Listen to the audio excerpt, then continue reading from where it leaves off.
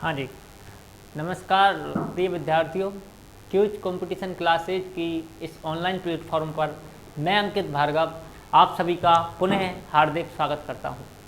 साथियों, जैसा कि आपको पता है, बीएसटीसी से संबंधित मैं आपके लिए रोज़ शाम को एक मॉडल पेपर, एक टेस्ट सीरीज लेकर आता हूँ।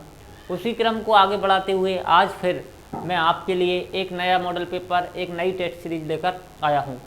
अब तक हमने दो मॉडल पेपर जो महत्वपूर्ण जिनमें प्रश्न थे उनको समाहित करके सॉल्व करने की कोशिश की है, बखूबी से सॉल्व किया है। दो वीडियो अपलोड हम कर चुके हैं। ये उसी पार्ट का तीसरा पार्ट है उसी सीरीज का। इसमें भी उसी तरह के प्रश्न हैं जिस तरह के पिछले आपने दो मॉडल पेपरों में देखे हैं, उनको हल किया है, ठीक उसी तरह के हैं। बस किस तरीके से लैंग्वेज घूमती है, किस तरह से हमारे लिए वो प्रश्न टफ हो जाते हैं, उन सभी विषयों पर, उन सभी महत्वपूर्ण तथ्यों पर चर्चा करने के लिए इस तरह से मैं आपके लिए सॉल्व कराने का एक प्रयास कर रहा हूँ। आशा करता हूँ आप सभी लोग इस टेस्ट सीरीज को ज्वाइन करके बेहद खुश होंगे और मुझे भी बेहद खुशी है कि मैं आपके लिए कुछ कर पा रहा हूँ, जिससे क्या है कि आपकी तैयारी बेहतर हो सके। तो चलिए साथियों, ज़्यादा समय न लगाते हुए दोबारा से हम हमारे जो कार्य है उसको करने का प्रयास करते हैं। जो टेस्ट सीरीज हम लेकर आए हैं उसको सॉल्व करने का प्रयास करते हैं। तो चलिए साथियों, देखिए ये पहला प्रश्न है हमारा, दादूपंथ की स्थापना किसने की? दादूपंथ की स्थापना किसने की साथियों? पहला प्रश्न हमारा ये है। ऑप्शन 1 दे रखा है हमें जसनाथ जी ने, ऑप्शन 2 दे रखा है चरणदास जी ने, ऑप्शन 3 दे रखा है दादू दयाल जी ने। तो जो दादू संप्रदाय है, दादू पंथ है, उसकी स्थापना, उसकी क्या पूछा है हमसे? स्थापना किसने की? देखिए, दादू पंथ की या दादू संप्रदाय की जो स्थापना है वो दादू दयाल जी ने की। दादू दयाल जी अहमदाबाद में इनका जन्म होता है। दादू दयाल जी का जन्म कहाँ होता है? अहमदाबाद में। ठीक है, ये आप याद रखें। दादू पंथ की स्थापना या दादू संप्रदाय जो है उसके संस्थापक कौन है? दादू दयाल जी। और इनके दो प्रसिद्ध जो शिष्य थे, मैंने आपको कल उनके बारे में चर्चा की अच्छे से, लेकिन फिर भी इस वीडियो में भी मैं आपसे उसके बारे में चर्चा करता हूँ। पहले प्रश्न, वो इनके जो शिष्य थे वो थे रज्जब जी। कौन थे? रज्जब जी। दूसरे थे इनके शिष्य सुंदरदास जी। तो पहले शिष्य कौन है? संत रज्जब जी। और दूसरे कौन है? सुंदरदास जी। ये दादू संप्रदाय से संबंधित ज़्यादातर प्रश्न आप उनको देखने मिलते हैं। तो दादू संप्रदाय के दो ग्रंथ हैं। दादू संप्रदाय के कितने ग्रंथ हैं? 2 ग्रंथ हैं। ज़्यादातर जो प्रश्न देखने को मिलते हैं वो इसी को मिलते हैं। पहले तो इनकी प्रमुख पीठ आप याद रखिए। दादू संप्रदाय की प्रमुख पीठ आप याद रखिए, नरैना जयपुर में है। दादू संप्रदाय की प्रमुख पीठ कहाँ है? नरैना जयपुर में। और इनके ग्रंथ है दादूरा दूहा। दूसरा है दादूरी बाणी। दादू दयाल रा दूहा पूरा नाम है उनका, मैंने शॉर्ट में लिखा है दादूरा दूहा, दादूरी बाणी। तो ये इनके प्रसिद्ध ग्रंथ हैं। इनको आप अच्छे से देखने की कोशिश कीजिए, पढ़ने की कोशिश कीजिए, याद करने की कोशिश कीजिए। देखिए, दादू पंथ की स्थापना किसने की? दादू दयाल जी ने। चलिए आगे चलते हैं। अगला प्रश्न है हमारा, राजस्थान का शंकराचार्य कौन है? राजस्थान का शंकराचार्य कौन है? देखिए प्रश्न है हमारा। ऑप्शन 1 दे रखे हैं संत रज्जब जी, ऑप्शन 2 दे रखा है संत सुंदरदास जी, ऑप्शन 3 दे रखा है संत चरणदास जी, ऑप्शन 4 दे रखा है हमें संत दादू दयाल जी। देखिए, राजस्थान का शंकराचार्य, अभी हम पढ़ के आए हैं दादू संप्रदाय किसने चलाया? दादू दयाल जी ने। इनके दादू दयाल जी के 2 प्रमुख शिष्य थे। कौन कौन थे? संत रज्जब जी थे और संत सुंदरदास जी थे। सुंदरदास जी और रज्जब जी, ये दोनों किसके शिष्य हैं? दादू दयाल जी के। ये याद रखिए आप अच्छे से, दोनों किसके शिष्य हैं? दादू दयाल जी के। रज्जब जी जो है वो सांगानेर के पठान हैं। रज्जब जी कहाँ के हैं? सांगानेर के पठान। आजीवन दूल्हे के भेष में रहते हैं, कल भी मैंने आपको ये बताया था। उसके अलावा जो सुंदरदास जी हैं इनको राजस्थान का शंकराचार्य कहते हैं। राजस्थान का शंकराचार्य, तो अच्छे से याद रखें आप। राजस्थान का शंकराचार्य कौन है? सुंदरदास जी। चलिए, ये दौसा से हैं। सुंदरदास जी कहाँ से हैं? दौसा से। जबकि रज्जब जी कहाँ से हैं? अपने रज्जब जी अपने सांगानेर से, जयपुर से, मतलब सांगानेर अर्थात जयपुर से। ठीक है, थोड़ा सा ये याद रखिए।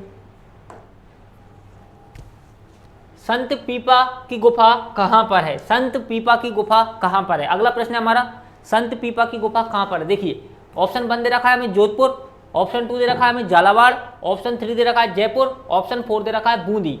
देखिए माध्यमिक शिक्षा बोर्ड के अनुसार, माध्यमिक शिक्षा जो बोर्ड है उसके अनुसार संत पीपा की गुफा झालावाड़ में है, गागरोन में है। कहाँ पे है? गागरोन। गागरोन कहाँ है? झालावाड़ में। तो माध्यमिक शिक्षा बोर्ड के अनुसार पूछे या आपसे डायरेक्ट पूछे संत पीपा की गुफा, तो कहाँ पे है? झालावाड़। गुफा नहीं पूछे तो वो पूछता है संत पीपा की छतरी। ये थोड़ा सा आप जरूर याद रखें। चलिए अगला प्रश्न, अगला प्रश्न है हमें राजस्थानी चित्र कला का वैज्ञानिक विभाजन, राजस्थानी चित्रकला जो है उसका वैज्ञानिक विभाजन किसने किया था? देखिए ऑप्शन 1 दे रखा है हमें W.H. ब्राउन ने, 2 दे रखा है N.C. मेहता ने, 3 दे रखा है आनंद कुमार स्वामी ने। देखिए राजस्थानी जो चित्रकला है उसका वैज्ञानिक विभाजन किसने किया? आनंद कुमार स्वामी ने किया। राजस्थानी चित्रकला का वैज्ञानिक विभाजन किसने किया? आनंद कुमार स्वामी ने। ये चित्रकला से प्रश्न आया है और बिल्कुल ही आप ये समझिए चैप्टर की शुरुआत है यहाँ से चित्रकला की, तो सबसे ऊपर से ये प्रश्न पूछा गया है। थोड़ा सा आप इनको याद रखिए।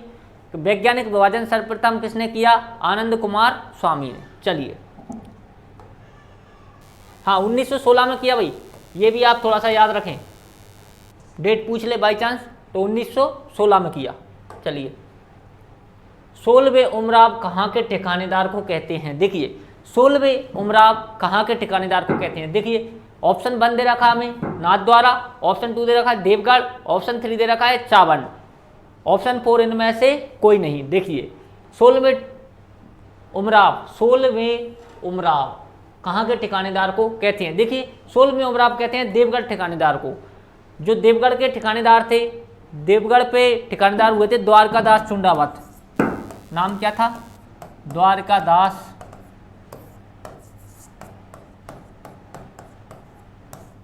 द्वारकादास चुंडावत को 16वें उमराव कहते हैं। क्या कहते हैं? 16वें उमराव। कहाँ के ठिकानेदार थे? देवगढ़ के। ये भी चित्रकला से ही प्रश्न है, ये समझिए आप। कहाँ के ठिकानेदार थे? देवगढ़ के। जो देवगढ़ ये ठिकाना है ना, ये मेवाड़ का ठिकाना है। किसका ठिकाना है साथियों? मेवाड़ का।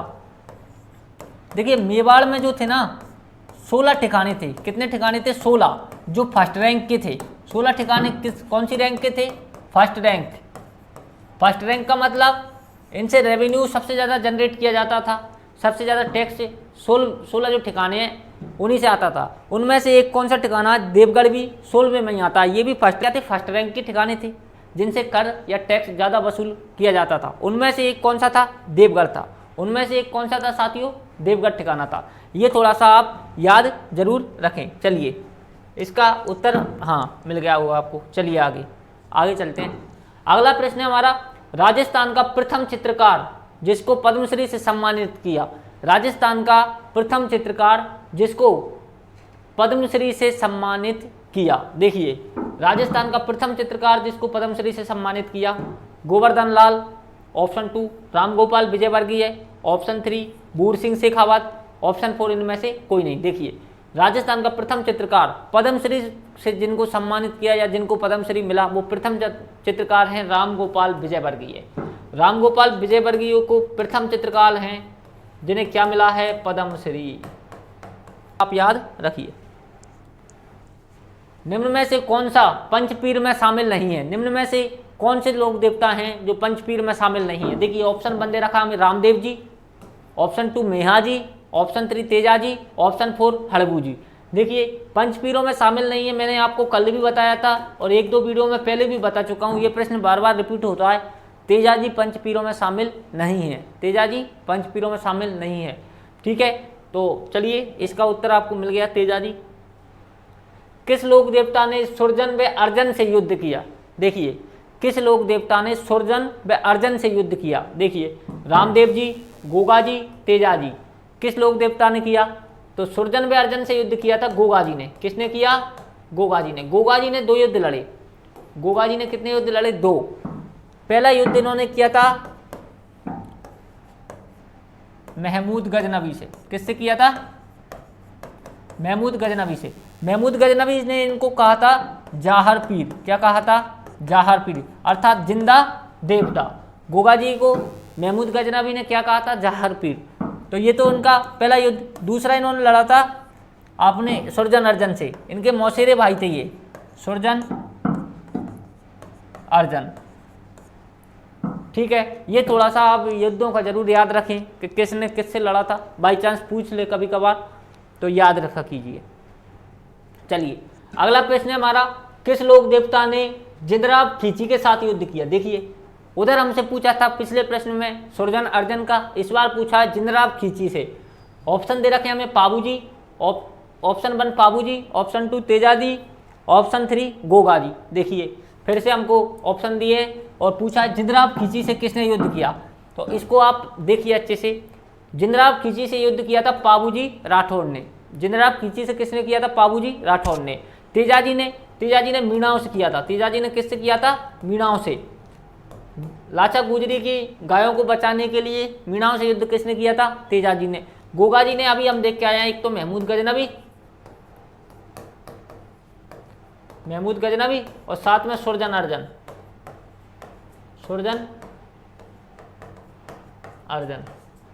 पाबूजी राठौर ने जिंदराब खींची के साथ युद्ध किया। ठीक है, ये घोड़ी थी, उसके चक्कर में युद्ध हुआ था।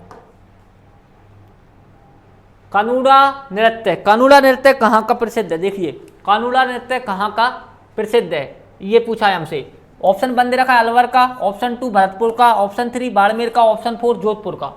कानूड़ा नृत्य कहाँ का प्रसिद्ध है? अलवर, भरतपुर, बाड़मेर, जोधपुर। देखिए कानूड़ा नृत्य है ना बाड़मेर का प्रसिद्ध है। एक गांव का नाम आता है चौहटन।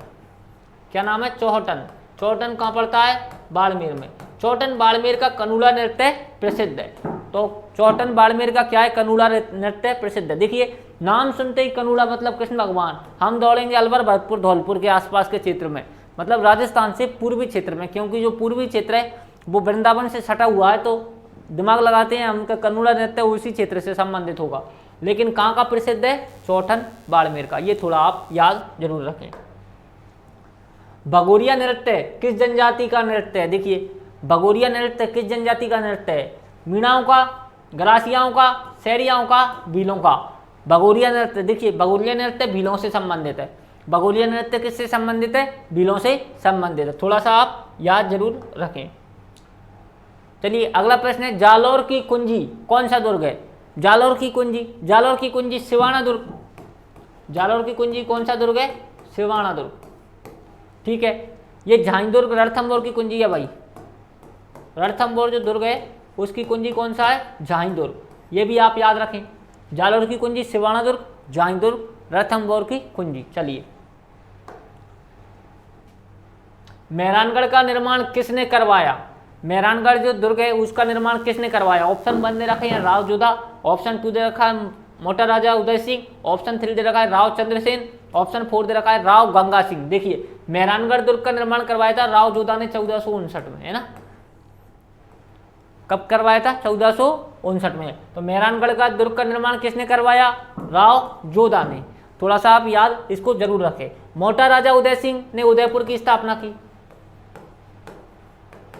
ये भी आप याद रखें। राव चंद्रसेन के बारे में हम पढ़ चुके हैं, प्रताप का अग्रामी है, और प्रताप की अग्रामी ये नाम नहीं आता तो आता है मारवाड़ का प्रताप। ये भी आप याद रखें, मारवाड़ का प्रताप इन्हीं को बोलते हैं। ठीक है, और राव गंगा सिंह के बारे में तो मैंने आपको कई बार समझा दिया है। राव गंगा सिंह एकमात्र भारतीय हैं जो तीनों गोलमेज सम्मेलन जो हुए थे उनमें हिस्सा लिया। एकमात्र भारतीय हैं राव गंगा सिंह जिन्होंने पेरिस में शांति सम्मेलन में हिस्सा लिया। राव गंगा सिंह ने प्रथम विश्व युद्ध के समय अपनी 2 सेनाएं गंगा रिसाला और शार्दुल इन्फेंट्री प्रथम विश्व युद्ध के समय भी भेजी। तो राव गंगा सिंह बीकानेर से संबंध रखते हैं। राव गंगा सिंह के बारे में कई बार मैं आपको समझा चुका हूँ। तो ये 4 ऑप्शन, चारों से संबंधित कंसेप्ट, थोड़ा सा इनको याद जरूर रखें। हस्तकला का तीर्थ कौन सा शहर है?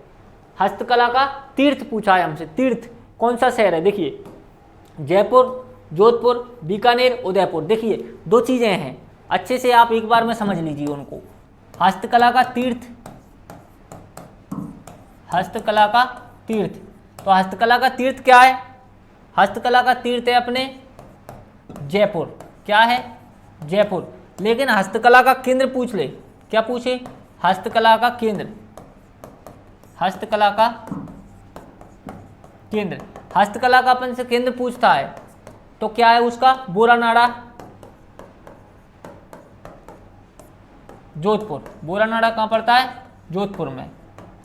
अच्छा, हस्तकला का तीर्थ तो जयपुर है, हस्तकला का केंद्र कहाँ है? बोरानाड़ा, जोधपुर में। और हस्तकला की आत्मा, हस्तकला की आत्मा क्या है? मीनाकारी। हस्तकला की आत्मा क्या है? मीनाकारी। ये ऊपर से फैक्ट हैं, सामान्य सी जानकारियां हैं, आप जरूर याद रखें। कभी कभार एग्जामिनर अगर पूछ ले कि हस्तकला का केंद्र क्या है, हस्तकला का तीर्थ क्या है? जयपुर। हस्तकला का केंद्र क्या है? बोरानाड़ा, जोधपुर। और हस्तकला की आत्मा कहाँ है? मीनाकारी, जयपुर वाली। ठीक है, तो इसका उत्तर जयपुर। ठीक है, चलिए अगला प्रश्न है हमारा, जल दुर्ग किस दुर्ग को कहते हैं? जल दुर्ग किस दुर्ग को कहते हैं? देखिए, ऑप्शन 1 दे रखा है कुंभलगढ़, ऑप्शन 2 दे रखा है जूनागढ़, ऑप्शन 3 दे रखा है तारागढ़, ऑप्शन 4 दे रखा है इनमें से कोई नहीं। देखिए, जल दुर्ग किस दुर्ग को कहते हैं? इनमें से कोई नहीं। इसका उत्तर क्या है? इनमें से कोई नहीं। जल दुर्ग कहते हैं गागरोन दुर्ग, झालावाड़। किसको बोलते हैं? जो गागरोन में दुर्ग है ना, गागरोन दुर्ग को क्या बोलते हैं? जल दुर्ग बोलते हैं, जो कि उसने ऑप्शन में ही नहीं दिया। तो जब ऑप्शन में नहीं दिया तो हमारा उत्तर क्या होगा? इनमें से कोई नहीं। ये थोड़ा सा ये भी कंसेप्ट आप सोचें कि कभी कभार वो इस ऑप्शन को भी मान लेता है, इस ऑप्शन को भी वो रख देता है, उसमें उत्तर ही नहीं देता है वो। तो इनमें से कोई नहीं। और वैसे जल दुर्ग कौन सा है? झालावाड़ वाला गागरोन। आन प्रथा पर रोक कब लगी? देखिए, आन प्रथा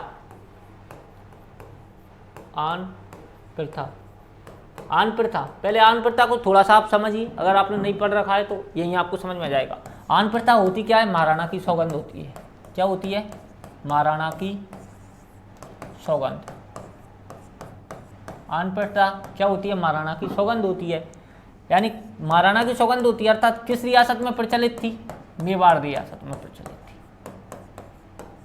देखिए, जो ठिकानेदार थे वो टैक्स वसूलने जाते थे, जब जनता से या किसानों से नीचे उतरते थे, टैक्स वसूलते थे, तो वो इस आन प्रथा का प्रयोग करते थे। किसका प्रयोग करते थे? आन प्रथा का। इसके अलावा मेवाड़ में व्यापार के पारस्परिक लेन देन के लिए भी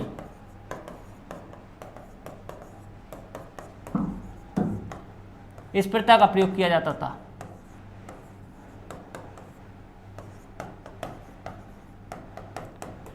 देखिए, मेवाड़ जो रियासत है उसमें जो वहाँ के जो व्यापारी थे वो पारस्परिक लेन देन के लिए भी किसका प्रयोग करते थे? इस प्रथा का प्रयोग करते थे। तो आन प्रथा क्या होती थी? आन प्रथा महाराणा की सौगंध होती थी, मेवाड़ रियासत में प्रचलित थी, टैक्स वसूलने के लिए सर्वाधिक प्रयोग में ली जाती थी। इसलिए आन प्रथा के खिलाफ कई आंदोलन हुए, कई सभाएं हुई। एक व्यक्ति है, नाम है चंपालाल। क्या नाम है? चंपालाल। चंपालाल ने प्रयास किए कई कि आन प्रथा बंद हो, कई प्रयास किए चंपालाल ने। बंद हो गई थी 1863 में। आन प्रथा पर रोक कब लगी पूर्णतः? 1863 में। तो इसमें देखिए 1867 नहीं, 65 नहीं, हाँ 1863 में। ये आप थोड़ा सा याद रखें। आन प्रथा महाराणा की सौगंध है, मेवाड़ रियासत से संबंधित है।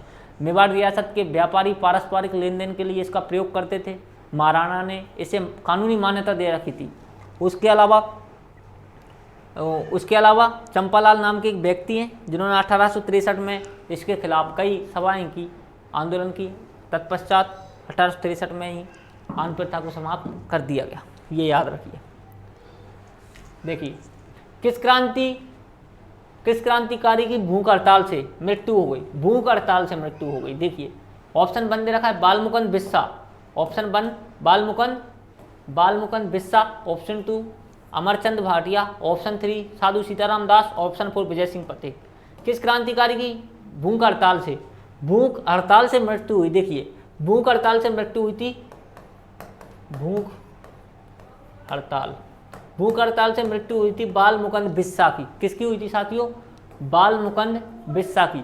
भूख हड़ताल की थी, इन्होंने आंदोलन किया था, क्रांतिकारी थे, तो इससे क्या हो गई, इनकी मृत्यु हो गई थी। चलिए अगला प्रश्न हमारा, 1857 नामक पुस्तक किसने लिखी? 1857 नामक पुस्तक किसने लिखी? देखिए प्रिचार्ड ने, अशोक मेहता ने, एस.एन. सेन ने, या इनमें से कोई नहीं। 1857 लिखी थी एस.एन. सेन ने।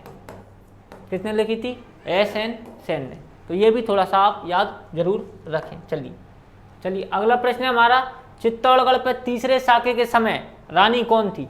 चित्तौड़गढ़ पर तीसरे साके के समय रानी कौन थी? देखिए चित्तौड़गढ़ का जो तीसरा साका हुआ था उस समय रानी कौन थी? प्रश्न है हमारा। ऑप्शन 1 दे रखा है Padmavat, option 2 Karmavati, option 3 Phoolkanwar, option 4 Rang देवी। देखिए पद्मावत प्रथम साके के समय थी। प्रथम साका जो हुआ था उस समय कौन थी? पद्मावत।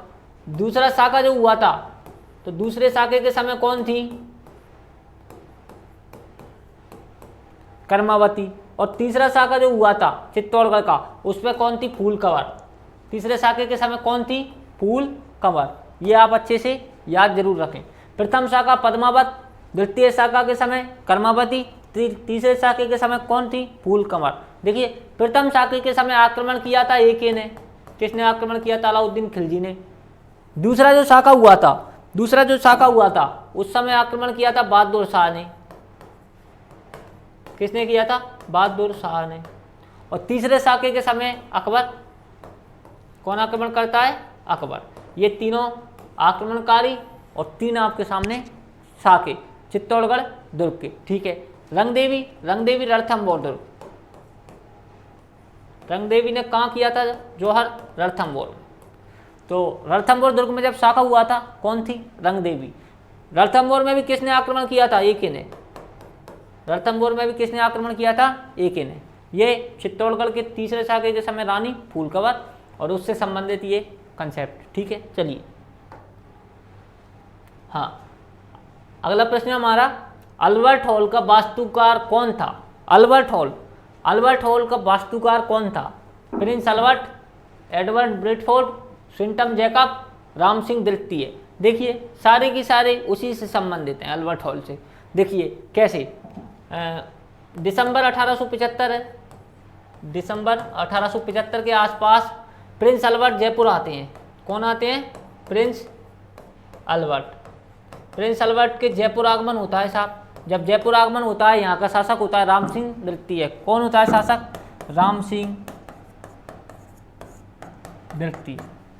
देखिए ध्यान से समझिए मैं क्या कह रहा हूँ। दिसंबर के आसपास 1875 में प्रिंस अल्बर्ट का जयपुर आगमन होता है। यहाँ के शासक कौन होते हैं? राम सिंह द्वितीय, जो जयपुर शहर को गुलाबी रंग से रंगवाते हैं। किस रंग से? गुलाबी रंग से रंगवाते हैं। ये तो हो गई एक कहानी कि गुलाबी रंग से रंगवा दिया। उसके बाद अल्बर्ट हॉल की नींव रखवाते हैं। तो ये जो प्रिंस अल्बर्ट हैं इन्हीं के हाथों से अल्बर्ट हॉल की नींव रखवाई। अल्बर्ट हॉल की नींव किसके हाथों रखवाई? प्रिंस अल्बर्ट के हाथों। अब इसका वास्तुकार पूछा है हमसे। क्या पूछा है? वास्तुकार। तो वास्तुकार था, अच्छा वास्तुकार पूछा है स्विंटम जैकब। वास्तुकार कौन था? स्विंटम जैकब। वास्तुकार था स्विंटम जैकब, जबकि उद्घाटनकर्ता अलग था।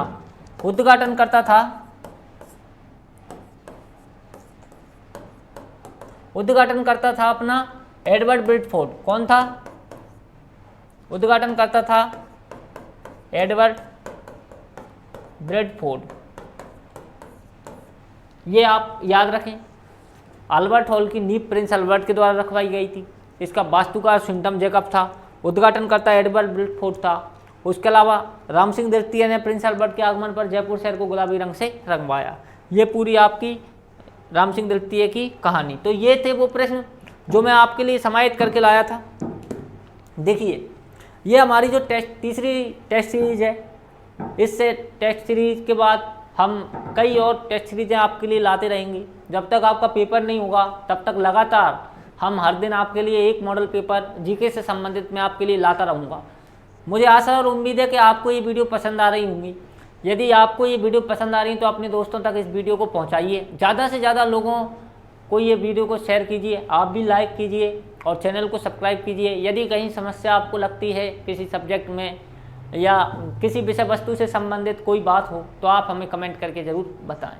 नीचे जो पट्टी चल रही है इस पे हमारे आपके लिए नंबर चल रहे हैं, इस नंबर पर आप SMS करके हमारे व्हाट्सएप ग्रुप में जुड़ सकते हैं, जो ऑफिशियल क्यूज कंपटीशन क्लासेज का जो व्हाट्सएप ग्रुप है।